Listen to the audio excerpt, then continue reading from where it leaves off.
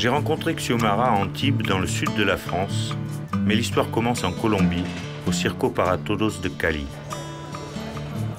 Le Circo para Todos est une organisation exemplaire qui parvient à aider les enfants défavorisés de Cali à s'aider eux-mêmes.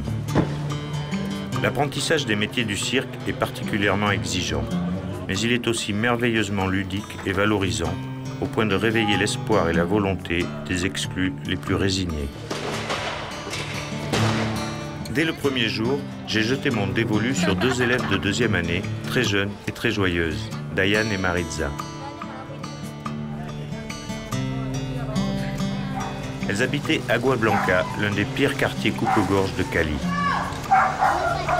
Mais il y a 2 mois, Diane a déménagé dans un quartier paisible. Très fièrement, elle m'expliqua. C'est ma sœur Xiomara qui a acheté la maison. Elle travaille comme acrobate en France.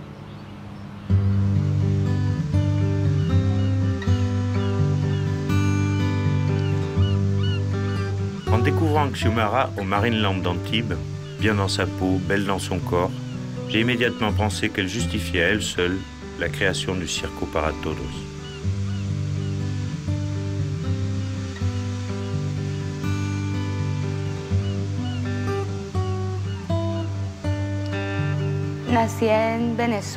Je suis née au Venezuela, dans l'état de Táchira. Mon père est blanc et en plus il fait de la politique. Mais il n'a jamais voulu me reconnaître, parce que ma mère est noire. Une fois, je l'ai croisé. J'avais 8 ans. Je lui ai dit, je suis ta fille. Il m'a dit, je la connais par cœur ta chanson, dégage. Ensuite, ma mère est partie pour Cali en Colombie pour suivre un mauvais homme avec qui elle avait eu 3 autres petites filles que tu as connues là-bas.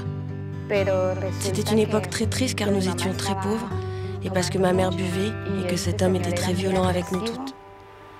Je voulais faire du théâtre, déjà toute petite, mais les études coûtaient cher et c'est là que j'ai entendu parler du Circo para Todos.